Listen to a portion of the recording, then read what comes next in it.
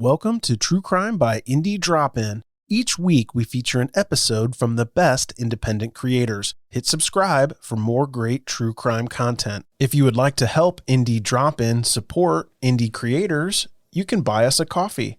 Just go to buymeacoffee.com/indie drop-in or click the link in the show notes below. Today's episode is from State of Fear. Don't forget to check out the show notes for links to subscribe and follow on social media. Enjoy the show. Begin.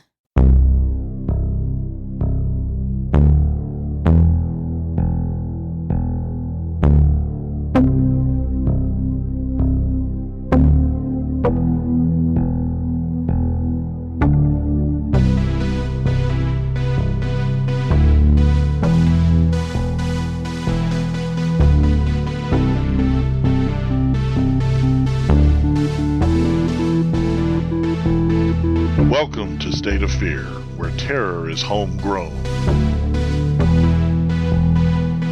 Join us as we take a drive down dusty back roads and discover the obscure and dark history of this country, human and otherwise, that lurk in your backyard.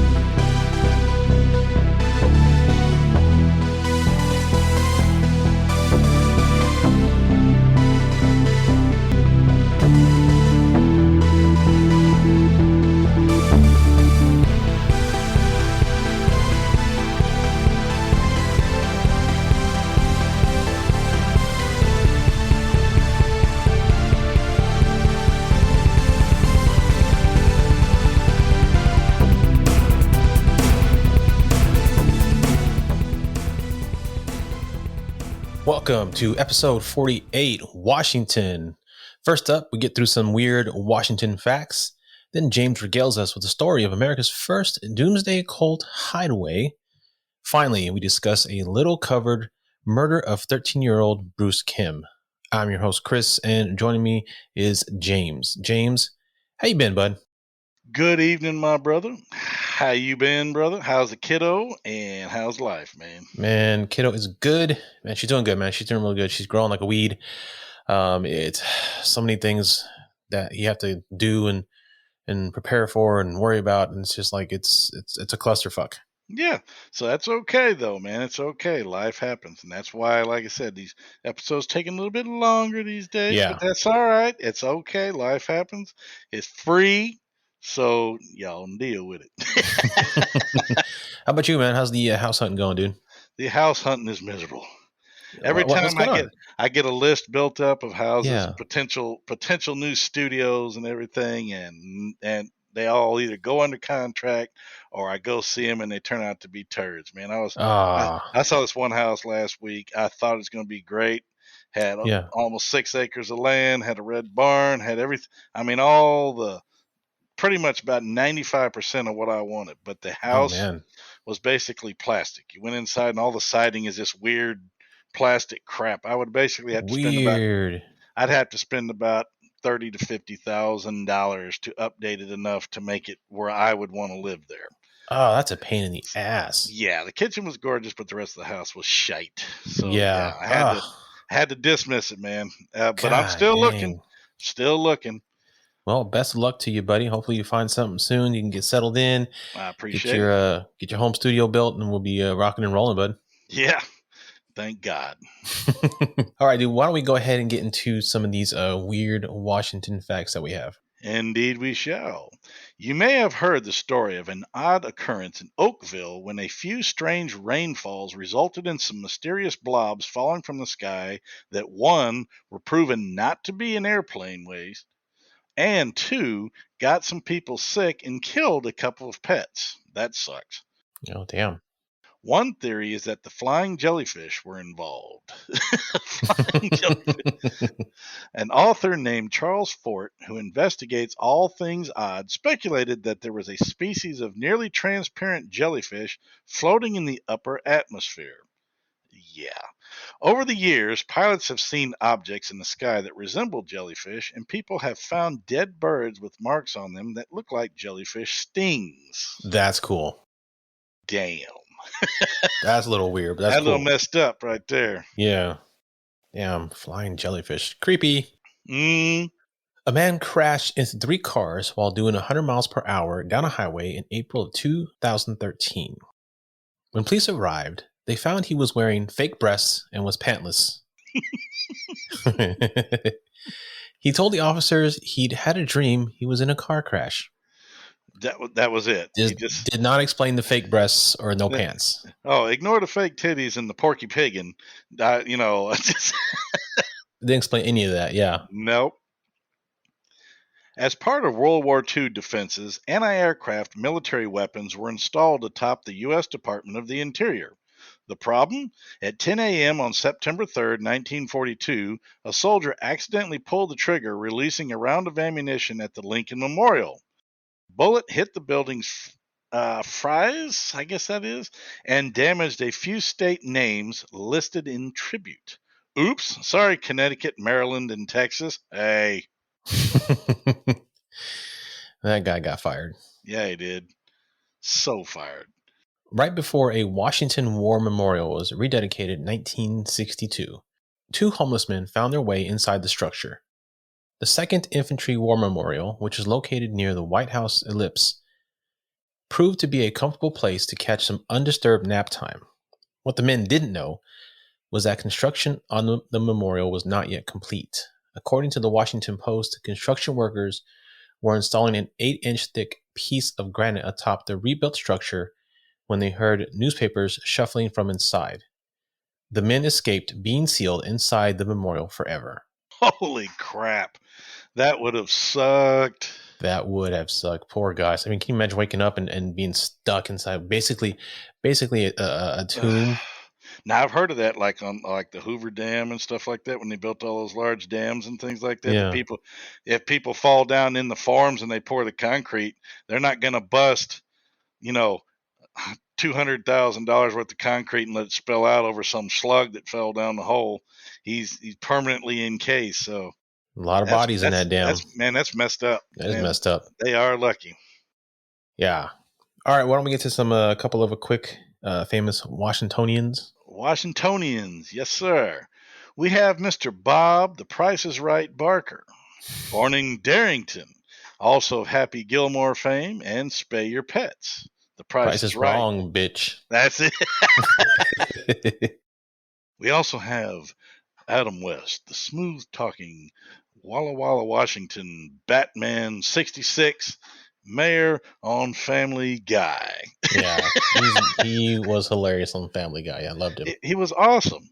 Adam West was a fine actor. The guy was hilarious. I never forget the shark on the leg with the shark repellent in that 66 movie was hilarious. Man, growing up, that scared me so bad because as a kid, I didn't really have a concept of like how big the ocean was. I mean, it was big. I didn't know it was that big, but like, I really think that and like Jaws cemented my mortal fear of sharks because Jaws, yeah, but like Batman was in there in the water for like a split second. He barely dipped in and he comes out and there's a shark. So I'm thinking anytime I'm in deep water, there's going to be a shark right there waiting for me like there was for Batman. So I think that helped cement my mortal fear of sharks. Yes, the anti-shark bat repellent. I remember him calling it. Yes, because he has everything. Yipe. All right, so the next 2 are 2 famous musicians. We have Mr. Jimi Hendrix, the amazing guitar player from Seattle. Yep, he is fantastic. Kurt Cobain, lead of Nirvana, one of the bands that helped redefine rock in the 90s from Aberdeen.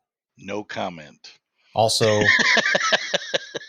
thanks to him, we also have Dave Grohl, who went on to form the Foo Fighters, another amazing band. Worked with my boys at Queens of the Stone Age and some other things. But yeah, Kurt Cobain is, whether you like him or not, I like Nirvana. I didn't like Nirvana until I hit my 30s. When they first came out, I didn't like that kind of music, but later on I grew to appreciate it for what it was. But like him or not, he helped to redefine rock in the 90s. He was also a big fan of chewing on lead. So anyway. Yeah, unfortunately, that was a bad deal. Yeah, well, that's what happens when like him or not, you never want to have anybody's life end like that. That's too bad. That's what happens when you're married to Courtney Love. So, I guess so. yeah. All right, buddy. Well, why don't we go ahead and get into your weird news of the day? Indeed, sir.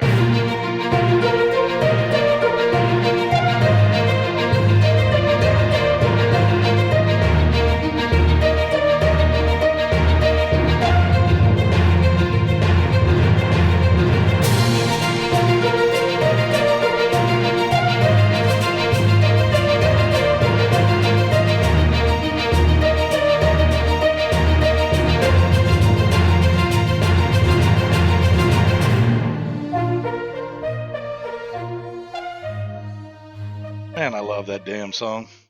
All right. I do, man. That thing, it gets you pumped up and ready to read some news. Today's story is America's first Doomsday cult hideaway. It is from the Ripley's Believe It or Not, dated March 30th, 2021. Tucked away in a remote section of Philadelphia, Pennsylvania, a former meeting place of America's very first Doomsday cult. Named after the group's leader, Johannes Kelpis, this 40-square-foot tabernacle is built onto the side of a hill above Wissahickon Creek. I hope I pronounced that right. Sounds like you did to me. Good job. Thought to possibly be an old spring house, legend has it that this stone-framed hideaway was once a safe place for 40 monks as they awaited the end of days and the second coming. Does Reverend Crazy. Cain ring a bell? In 1694, a group of German mystics and monks dubbed the Society of the Women in the Wilderness, that's a mouthful, settled along the Wissahickon Creek in the Fairmount Park section of the newly founded Philadelphia. Their society was named after a woman in the Book of Revelation who sought refuge in the wilderness during the apocalypse. Well, the apocalypse didn't happen yet. Anyway, the monks chose the location of their cave not only for easy access to clean spring water, but because of its position on the 40th parallel. The group also created a 40-square-foot tabernacle, including an observatory where the monks practiced astronomy. It is believed to be the first observatory in the New World. That's very cool. That is very cool, man. They were ahead of their time. Heck yeah. Numerology was a sacred practice to the monks, and the number 40 held a special significance. I wonder why. The Hermits of Wissahickon. The Hermits of Wissahickon, as they were called, were led by the cave's namesake, 26-year-old Johannes Kelpius. The Transylvanian mystic and scholar was born in the same village as Vlad the Impaler and earned an M.A. in theology from the University of Altdorf.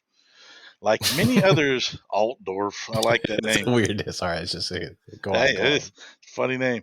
Like many of the others in the group, Kelpius' expertise was in medicine and music composition. I'll heal you, and then we'll do some jamming. That's right. During his time at Altdorf, Kelpius was introduced to the Pietist religious movement. Pietism is a movement within Lutheranism, all these words, that emphasizes personal holiness and devotion over mere compliance to church rituals.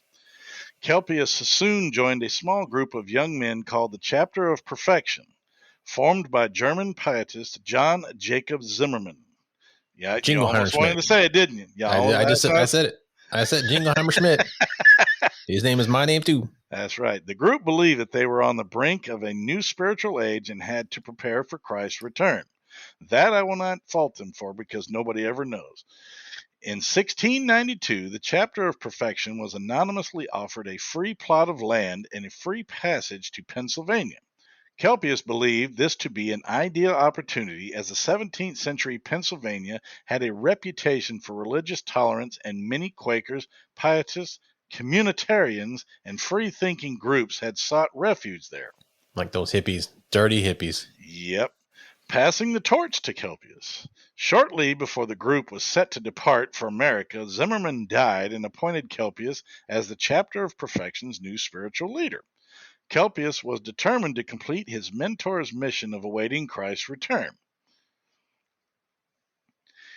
It's said that Kelpius and the rest of the group remained in the forest even after the anticipated end of the world had come and gone, creating music and art, studying the skies, and medicinally helping those in the local community. Sounds like a bunch of hippies passing dope. Told you. Those dirty, dirty hippies, man. That's right. In fact, it wasn't until 1708 that the monks disbanded following Kelpius's death and the shortage of weed, I'm sure. Yeah. Some of the members stayed in Philadelphia and eventually became lawyers and doctors. Holy crap. Shit.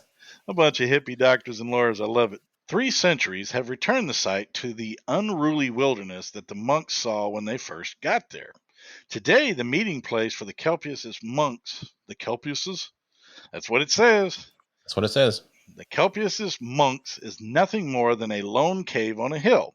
A large granite monolith was placed outside of its entrance by the Rosicrucians. Hell, I don't know how you pronounce it. They're from Star Trek? I guess.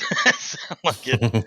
In 1961, a worldwide mystical brotherhood claiming roots in ancient Egypt and considers Kelpius the original American Rosicrucian. That's it. Very cool, man. I didn't know we Written had by monks. a Stephanie Weaver. So, Nice job. Very, very interesting story, Steph. I like it. I didn't know we had monks in America that far back. That's cool. That is very cool. Yeah. Nice story, bud. Thank you, sir.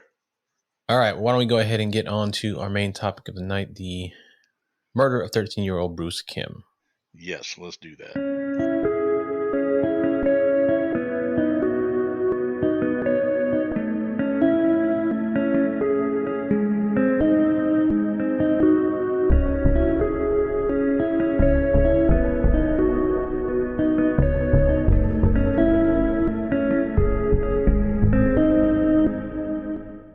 Okay, so this case is not widely discussed in true crime circles. The main source of this case, funny enough, is from a set of books I found at Half Price Books. It's called True Crime Case Histories. This one was in volume 4 by Jason Neal. Nice. Now, the author, Jason Neal, only knew about it because he actually lived a few blocks down from Bruce Kim when it all went down. Wow. See, now this is what's great. This is exactly what we shoot for. See, this the more unknown but still interesting crimes, and you name it, man. That's perfect for this. Go for it. Very interesting.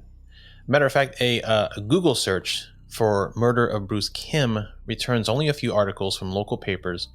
A search for his killer, Tommy Reagan, brings up next to nothing. In fact, an image search only brings up about 3 pics of him.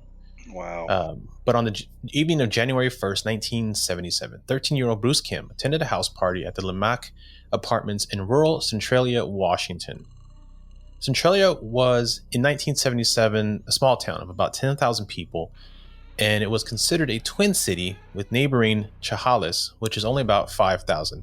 And the author, Jason Neal, describes it as, quote, a beautiful rural area surrounded by miles and miles of dense forest in every direction. It sounds like all of Washington, though. Yes, it does. Yeah. So I say, tell me something I don't know. The apartment complex Bruce went to for the party, however, was anything but beautiful. It was described as an old, rundown apartment building near some railroad tracks at the north end of town. Apartment number 7 belonged to an older man who was known for having wild parties where anything went. His partying included weed, LSD, alcohol, and all ages were welcomed. Now, see, that's I was just about to say, and minor children. It's like, geez. This is the kind of party I would go to when I was in high school, down the street, where like either somebody's parents didn't care, or somebody knew somebody who was older, who just like you walked in and you could have beer or whatever you want, but it was cool because everybody was chill. Yeah, there was no hostility. It was there to have a good time, and everybody knew that if one person got out of hand and fucked it up, then we couldn't come back next week and hang out. Exactly. Plus, we didn't have phones and shit. People actually had to talk to each other, which sucked ass. Anyway, when Bruce did not return home by the next morning, his mother Joan called the Centralia police to report him missing. Now, Bruce was not one to stay out all night without calling her first.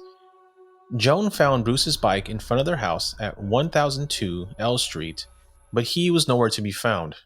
He's 13. 13. It wasn't like him to stay out all night without calling first. He's 13 freaking years old. This is 1977 in small town True that. Washington, though. So, you know, Yeah, there's different rules Yeah, than I them was city about folk.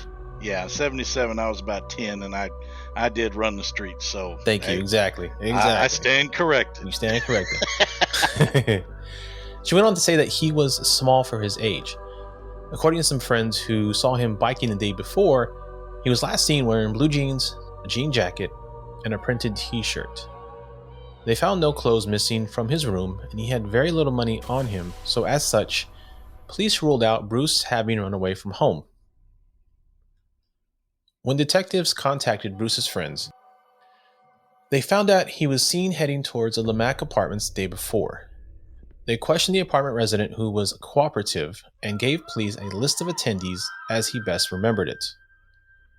Police then spent the next few days questioning all the attendees one by one, but were met with a lot of silence, as most of the residents were reluctant to speak with police due to all the illegal activities that took place that night, and no clues were uncovered in Bruce's disappearance.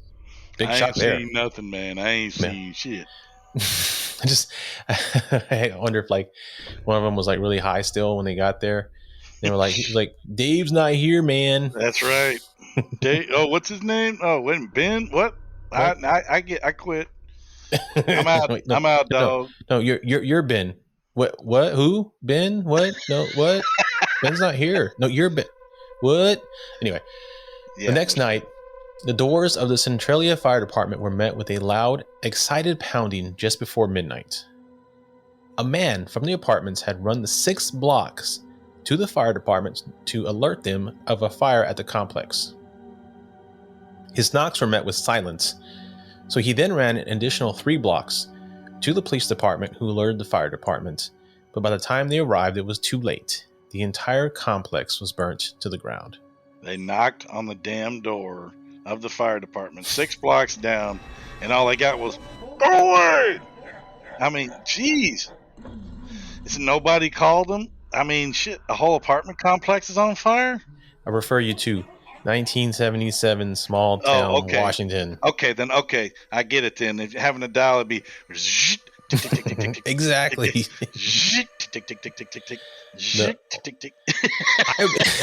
I'd be surprised if any of the phones in the apartments had, or any of the occupants in the apartments had a phone. Period. Yeah, for any of our listeners under 40, that was the very poorly imitated sound of an old style rotary phone. Very poorly imitated. Took like a half hour to dial a phone. Yeah, it really did. Yeah. I mean, what was the number that you were so pissed if it was in your number? It was like 0 or 1. That was zeros all the way in. Zeros all the way around, and nines. Nine. So that's right. If your number was like 990-099, it'd take you like 1 hour and 34 minutes to dial a number.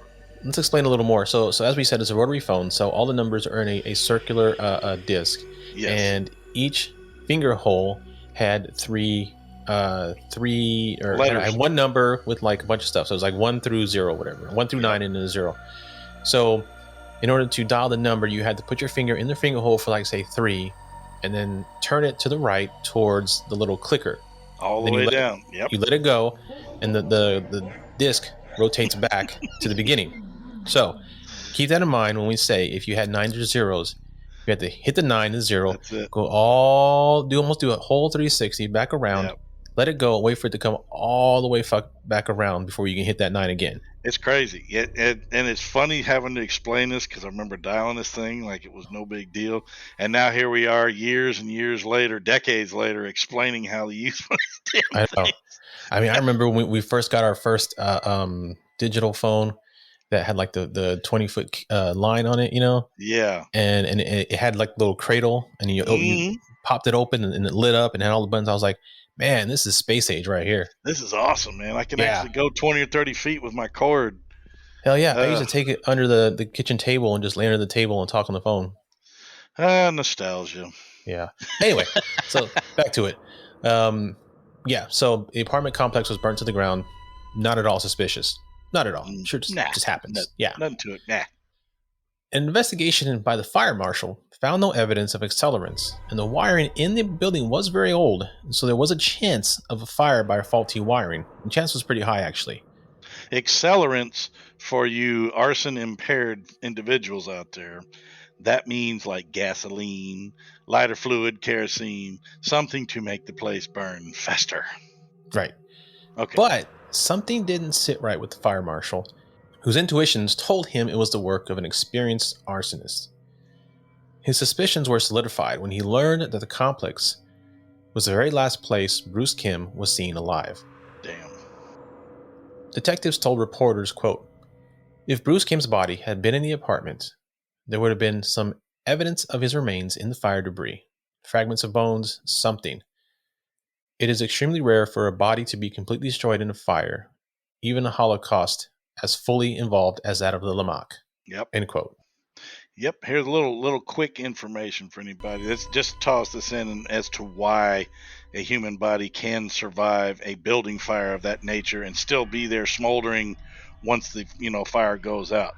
A human body has to be exposed to 1400 degree heat for more than 3 hours for it to actually burn down into powder. So I've heard. We've discussed that in the spontaneous human combustion episode. We actually did. We sure did. We sure did talk Yep. about that, because when they cremate you, they have to crank up the torches. They can't just use regular fire. It doesn't work. Exactly, and it does take 3 to 4 hours at the minimum. Yes, it so, does. Yeah. Mm-hmm.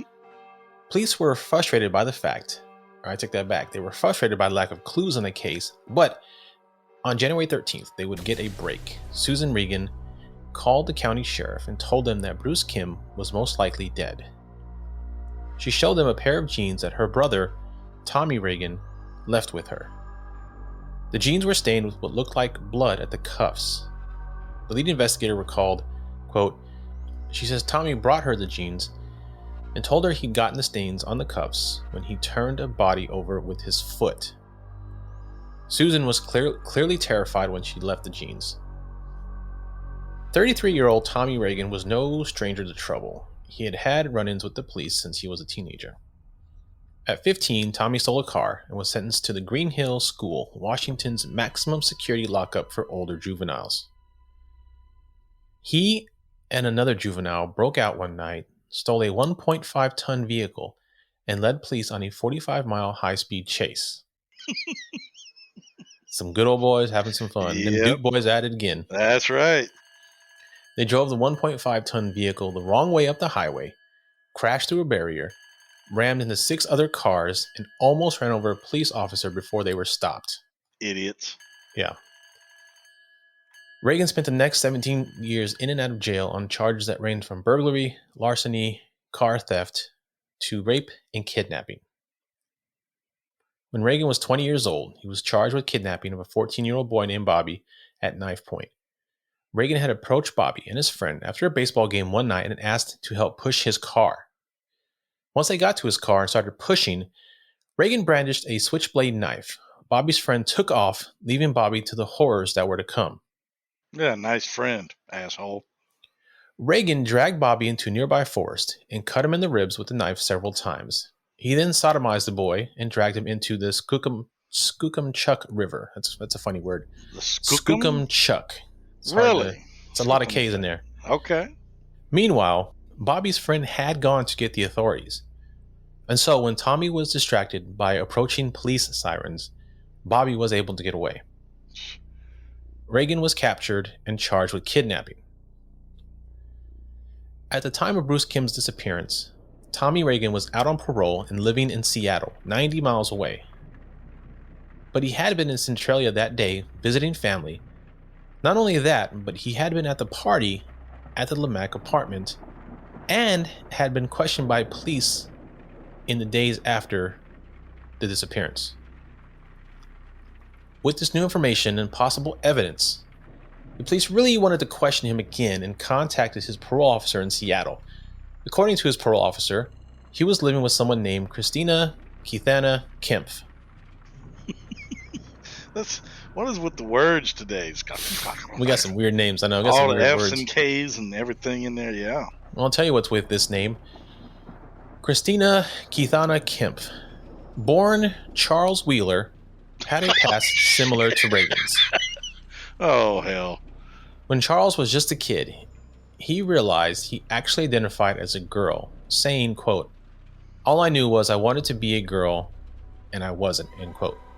Back then, they simply called them transvestites and left them at that. Nobody, quote unquote, identified as anything back then. They were just a cross-dresser or whatever.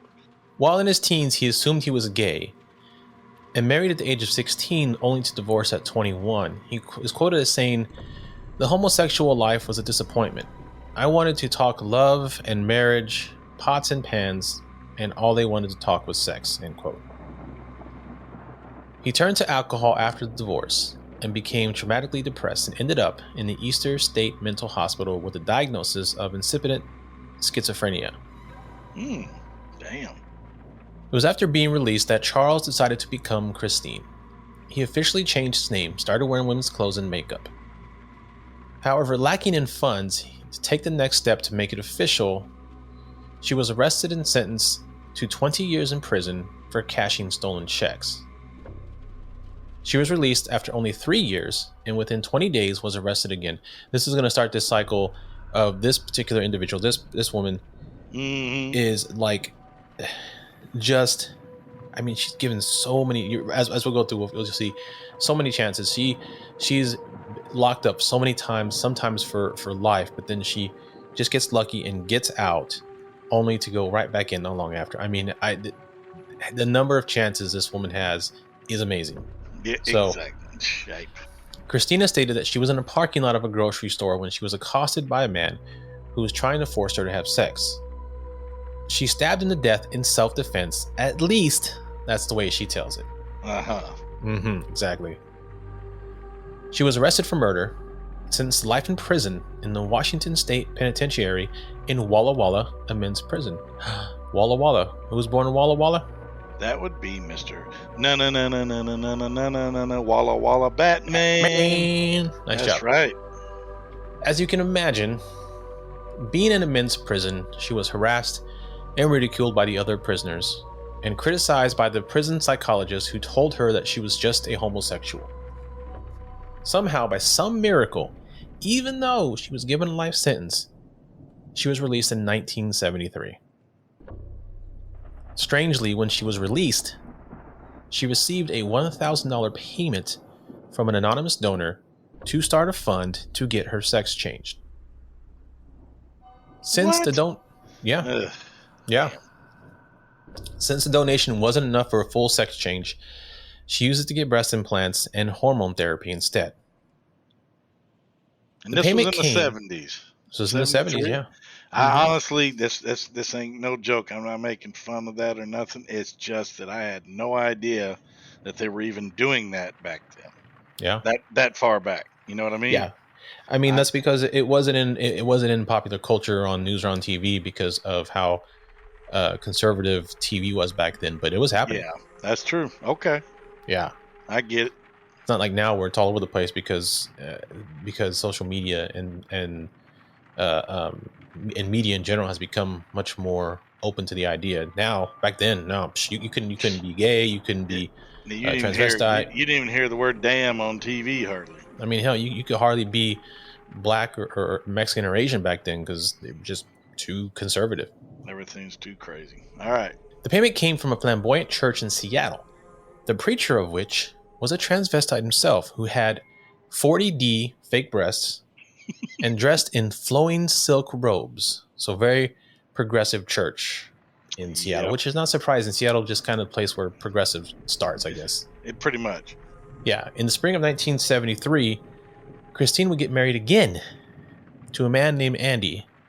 Their wedding took place in the church that made the donation, which televised their wedding and paid for their honeymoon to Hawaii. Damn. I know, this woman is handed stuff, and yet she still commits crimes and still gets out way before she's supposed to. Ignorant.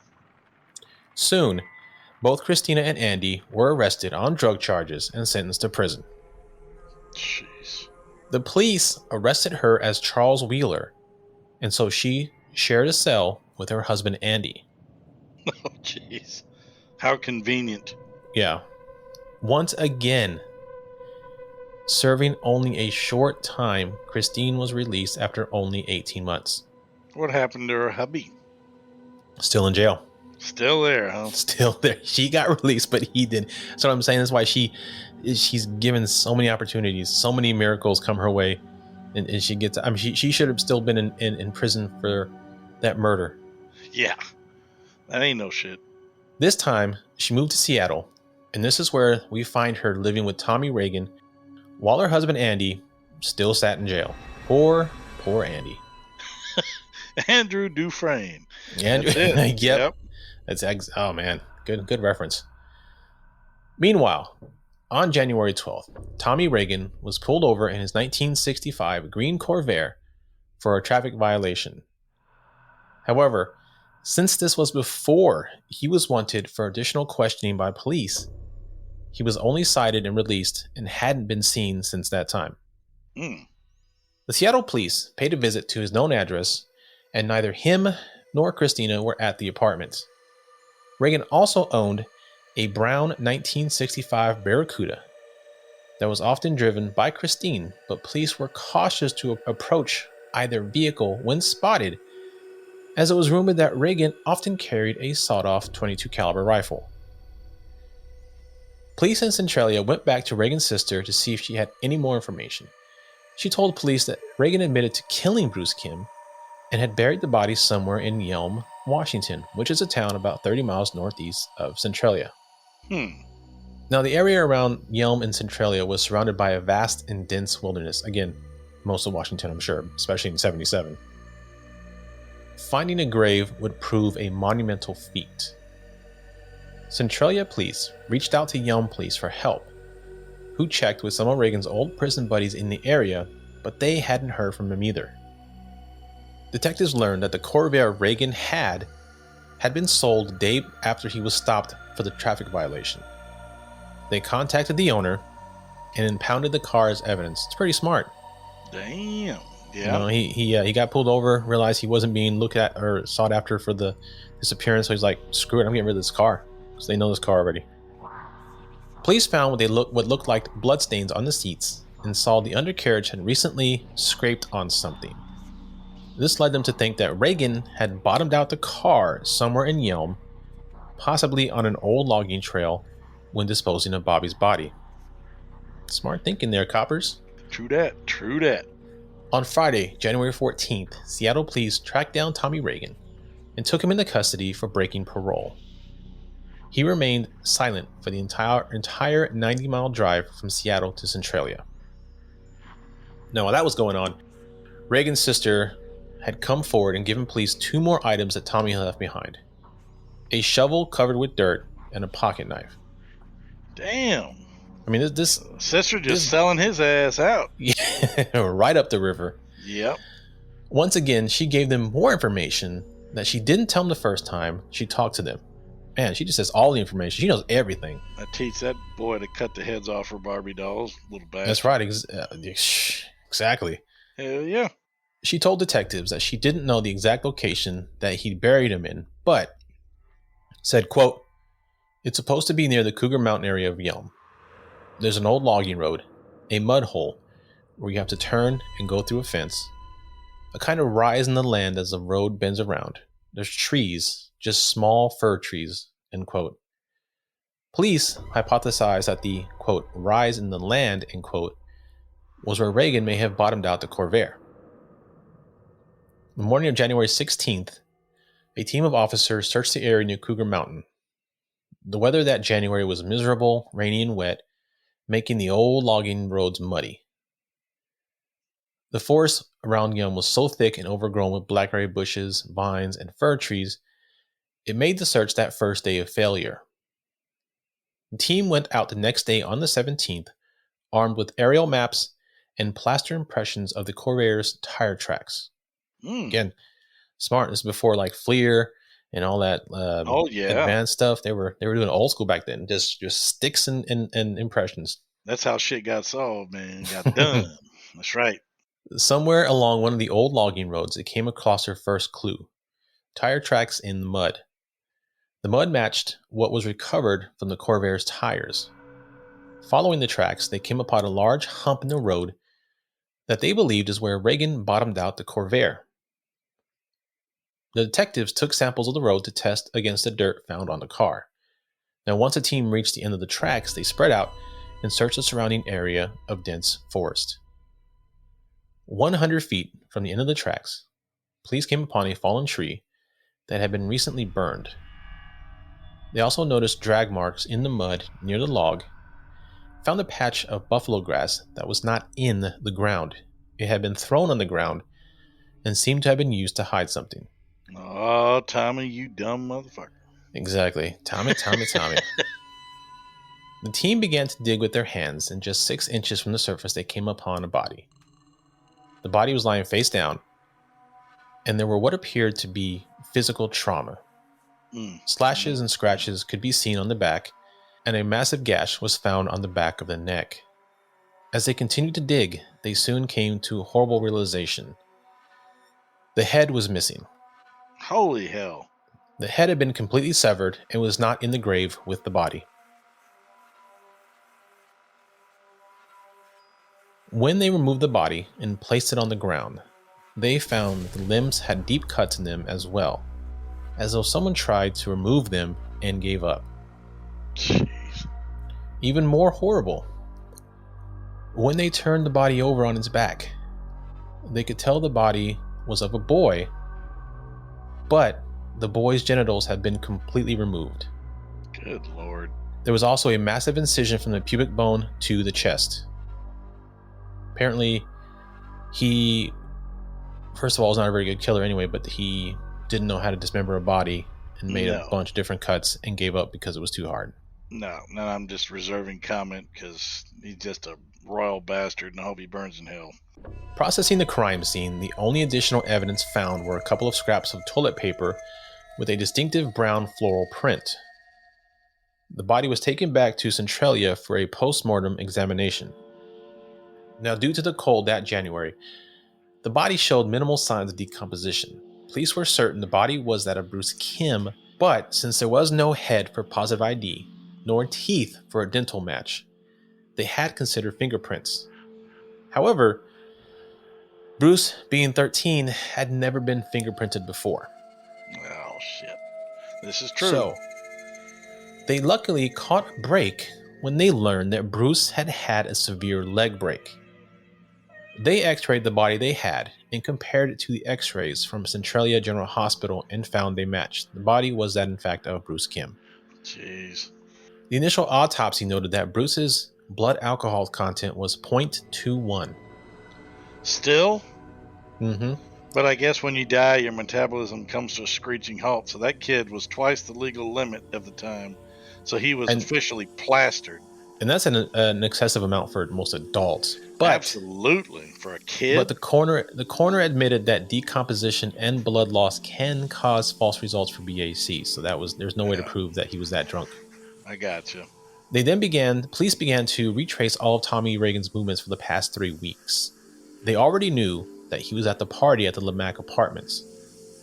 The retrace found that Reagan had borrowed a shovel from a prison friend on January 3rd at 1:30 p.m. and returned it later that evening. They found he had slept in the Barracuda 1 block from the apartments on the night of the fire and had been seen in the Yelm area on January 12th, near where the body would be found 5 days later. However, none of the evidence from the car proved to be useful. Now, Tommy Reagan was still being held in Seattle for a parole violation only and wasn't saying a word to investigators. Christina Kemp had disappeared but was considered a person of interest because she lived with him. Police secured a search warrant for Christina and Tommy's apartments and for the Barracuda, and upon searching the apartment, they found work gloves caked with dirt, maps of the Helm area, and miscellaneous paperwork belonging to Tommy Reagan. They also found a story written by Tommy that told the story of a homosexual killing involving 2 killers and 1 victim. Jeez. They also found rolls of toilet paper that exact matches of the sample found in the forest near where Bruce was found. So the evidence is just piling up, man. It is piling up. This is like a game of Clue where all the Yeah. evidence is in one damn room. He did it in the forest with a knife and some And a toilet shovel. paper. Yeah, and toilet paper, that's right. Some toilet paper, that's right. Yeah. Their search also uncovered a photo in an album that showed Reagan staring wide-eyed into the camera. A pentagram was drawn with blood on both cheeks. Because the initial search warrant was very specific with regards to what they sought, they had to request another warrant in order to collect that photo they found. Jeez. Police then began to wonder if Bruce was killed as part of a cult sacrifice. Well, I'm going to tell you what, you never know. That back in 77, you never did you know. You sure no. don't, man. All the drugs and shit that's going on back then, hell yeah. And with that, let's take a quick break. Welcome to Pineapple Pizza Podcast, where we serve up delicious slices of mythology, cryptozoology, and urban legends. Ashley is the Mythbuster. Tiresias is finally just like, it was you, Kay. Emily is the cryptid hunter. And it's this guy that's bending over and farting into the face of this absolutely horrified Kappa. The Kappa's like, no! And Lindsay is the storyteller. Am I pretty? I think I'm a snack. She'd be like, what's a snack? Do you have candy? Pineapple Pizza Podcast. Stop on by for a slice, a story, and a laugh. Questioning the other residents, police learned of a third car, a Toyota, that Christine owned that was still in the apartment parking lot. One resident told the police that Christine had told them that Reagan had accidentally hit a young boy with his car, breaking his neck. Christine had further told the resident that Reagan had panicked and buried the body. After obtaining a third warrant, police uncovered pickaxes, rope, and an army shovel in the back of the Toyota. Police decided to question the church minister who had donated money to Christine as well as hosted her wedding. When they arrived, they noted the church was really more akin to a cult. Police found that the church is where Reagan had taken the photo with the pentagrams on his face. They met with a resident who had actually taken the photo, who claimed it was all just a joke, that Tommy was not involved in anything satanic. Oh, sure it was. It's just a joke. Right. You know what else is a joke? A tailpipe and the banana. That's right. Or a banana and tailpipe. Tailpipe, that's right. None of the residents had seen Christine in quite some time, and very few of them had even remembered Reagan. On Wednesday, July 19th, police officially charged Reagan with aggravated murder in the first degree, the only crime in Washington that carried a mandatory death sentence. Now, aggravated murder is when a homicide takes place in conjunction with another crime. So prosecutors believe that Bruce had been killed in an attempt to cover up his rape by Reagan. Yeah, because if they left him alive, of course, he'd porn him out. Right. However, they had no evidence that Reagan had raped Bruce. On January 25th, Reagan appeared in court and pled not guilty to the charge of aggravated murder in the first degree. Finally, on February 8th, Christine Kemp walked into a police station with her attorney. She told police that she had nothing to do with the murder and had no knowledge of it at all. However, her tune quickly changed when the police offered her full immunity if she could testify against Reagan. Bing! Yep. Light bulb. I seen it.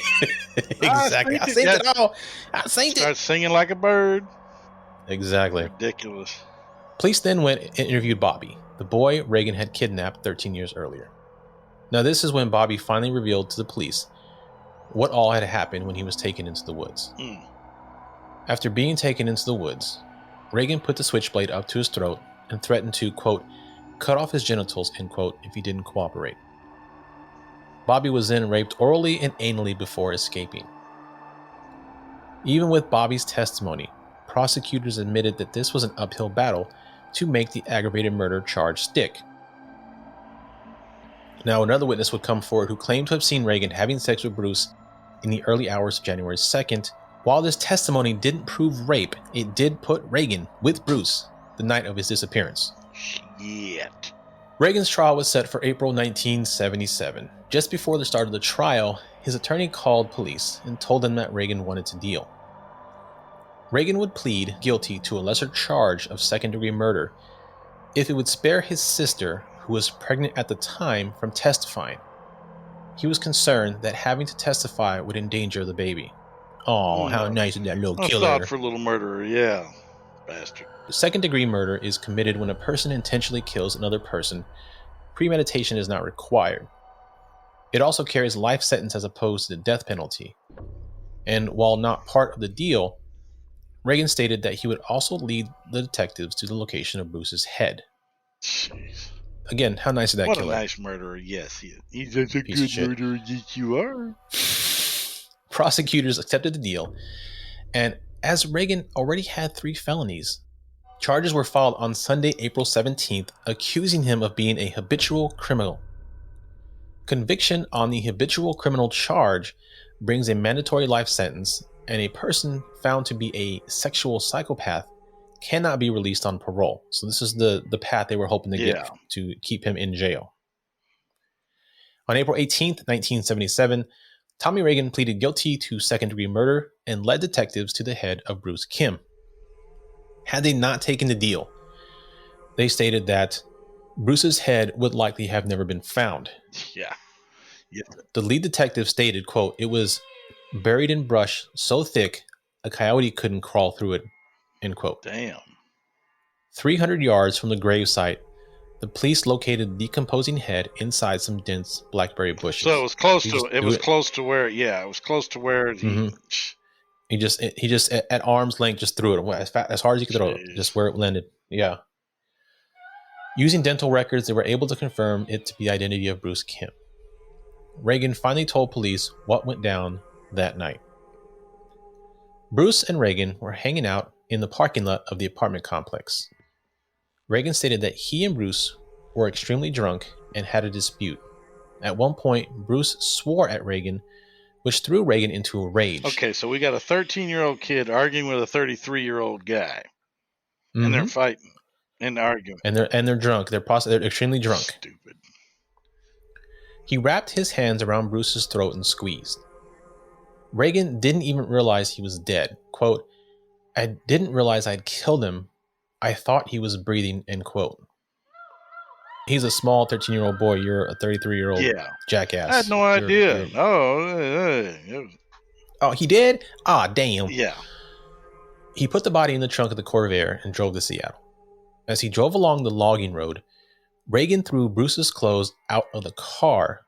Later, police were able to locate several pieces of clothing in the area Reagan described. Sometime later, he had driven back to Yelm, removed Bruce's head to avoid identification, and buried the body.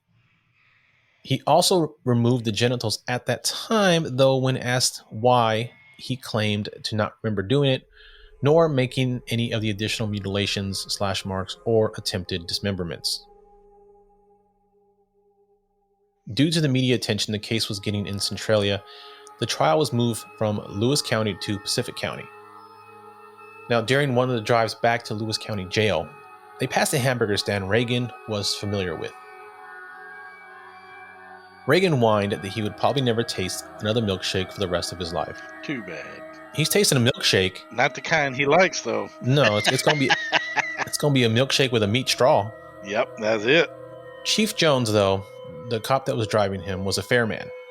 And as author Jason Neal states, Chief Jones was a firm believer that all men deserve some sense of dignity, regardless of what they may have done in their lives, end quote. He deserves a gunshot to the head. And so Chief Jones stopped and bought Reagan his last milkshake. That last act of kindness would turn out to be a big payoff for law enforcement. A few days later, Reagan asked to speak to Police Chief Jones.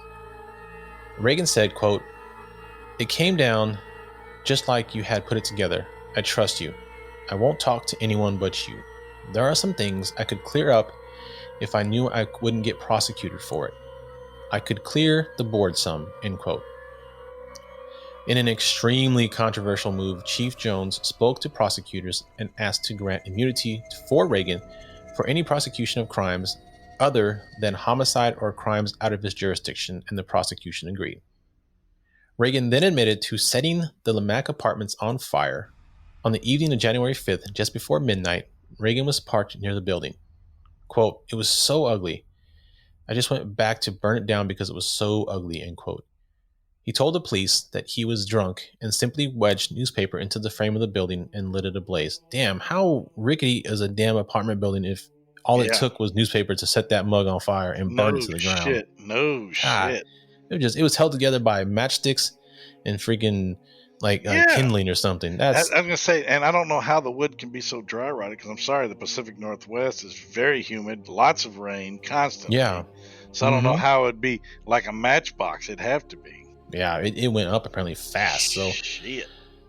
He also admitted to setting several other fires in the area, including forest fires, buildings, and bridges, with no regard for human life. Just a wonderful human being, I swear. All around. Man of the year. Yep. He said he always just used newspapers and a match. He then confessed to several other burglaries, larcenies, assaults, and another rape of a young boy. On Wednesday, April 20th, prosecutors filed additional charges against Reagan, including first-degree assault and 2 counts of sodomy for what he did to Bobby in 1963. So they heaped it on. Oh, yeah. Or at least what they could, anyway. Oh, yeah. Reagan would be convicted of second-degree murder, being a habitual criminal, second-degree assault with a deadly weapon in the first degree, and 2 counts of sodomy for his rape of another boy in 1974. As of today, Tommy Reagan, who is now 77, is still incarcerated in the Monroe Correctional Complex in Monroe, Washington. Okay, well, I'm going up that way. I think I'm going to go to Monroe and pay that bastard a visit. You're going to give him a different kind of conjugal visit, one where there's a come on in here. Gun barrel up his ass? Nope, just twist his head off. Oh, okay. That seems appropriate. I mean, I just snapped that shit. Punishment fits the crime. Pull his head off. I don't care if he is 77 years old. Be easier to snap it. I was just going to say that it'd make it easier to do that, yeah. Brittle old bastard. I'm surprised somebody killed him. I mean, because rapists, child molesters, sycophants like that always end up getting killed in prison because there's honor among thieves, as they say, Yeah. Now, if you murder or armed robbery, at least, you did something bad and you're in prison. But, if you especially do some sex crimes child killers, and things like that, they'll tear you apart. Oh, yeah. Literally. Yeah. So, you wanted to go sodomize little boys, guess what? We'll see you in the shower about 9 o'clock. Fair play, or turnabout's fair play, or turnabout's a bitch, whatever they say. Damn straight it is. Yeah. Okay, so that is the story of the murder of Bruce Kim. That, I'm going to tell you what, man, for something you said as, obscure as it was, that's a hell of a lot of information. Good job, man. Again, the vast majority of it, like 80% came from that book by Jason Neal. The rest, I found a bunch of information through newspapers.com and newspaperarchive.com. I found actual articles of what went down during the time, so I was able to pull information from that too. But other than that, I mean, I only had 4 sources for this one. Usually I have like 7 or 8 sources for our stories, but 4.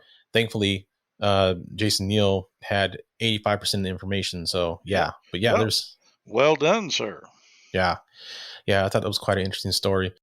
I mean, it's small town Washington in 77. It's just got all the hallmarks of just, people who are bored, apparently. Yep. Yeah. Smoking too much damn dope. Or not enough, maybe. I don't know. Not enough. True. Not calm enough, Yeah. A little too stressed. All right, but why don't you tell the folks at home where else they can find us and where else we're at, where they can find us if they want to reach out to us and talk to us and all that good stuff. You got it, brother. Of course, we are on the axis of evil. We're Facebook, we have Instagram, and we are on Twitter under State of Fear Podcast. We also can be found anywhere you listen to your podcast, Spotify, Google, Apple, you name it, we're there. Whichever app you're listening to it now. Absolutely. And we even have a YouTube channel. We have a TeePublic website. If you want to get some State of Fear merchandise, you go to teepublic.com, search State of Fear. And we got the Patreon. We do have the Patreon, patreon.com/ I believe it's state-of-fear, if I'm not mistaken. Might be. You are mistaken. It's State of Fear, one word. Okay. Well, okay. Then thank you for the correction. There you go. There it is. State of Fear, one word, and you'll find it. Appreciate it.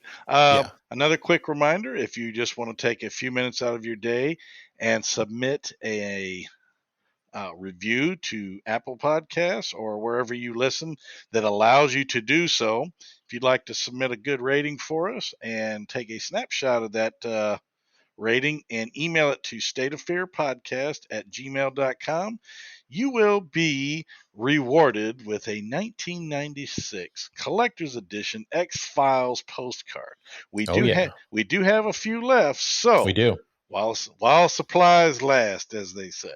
Get them while we got them. Yes, sir. Even if you don't want the gift card or the postcard, if you don't mind, just hop on over and drop us a little review or rate us. More importantly, even if you want to leave a 2-word review that said not bad and just give us a 5-star rating, that's fine. Just And I also know, and I also, like I said, for the YouTubers out there, if you just click to subscribe, you don't have to get the notifications if you don't want to. But if you could just subscribe for us, that would be fantastic. Oh, and keep leaving comments. We got another cool comment the other day on another one of our episodes on YouTube. Somebody from Hobbs Reservoir or nearby Hobbs Reservoir knew about the area and commented on that video. So nice. It was cool to hear from them. So yeah, so if you live in that area or just comment, I love seeing the comments on YouTube. So yeah, please do. Amen. All right, man. Great episode. Great story. Let me tell you, man, I am ready to head on to the next state because next state is one of our favorites. Good old West Virginia. West Virginia. Let me tell you. You can make a career out of that state. Oh, gosh. No kidding. We could do a 90-parter on West Virginia. There's so much, just looking up information on West Virginia I was like, man, what do I pick? And, obviously there's some more well-known stuff like the Mothman. Absolutely. And the Braxton County Monster and all that stuff. But, I was like, man, this is going to be hard to pick. So, but I found something fun for West Virginia. Very cool, man. So I'm looking forward to getting to that. So let's get in the car and head on over to West Virginia. We got to, man. Let's get on down the road, brother. What do you say? Let's do it. All right, guys. We'll see y'all next week. Take care, guys.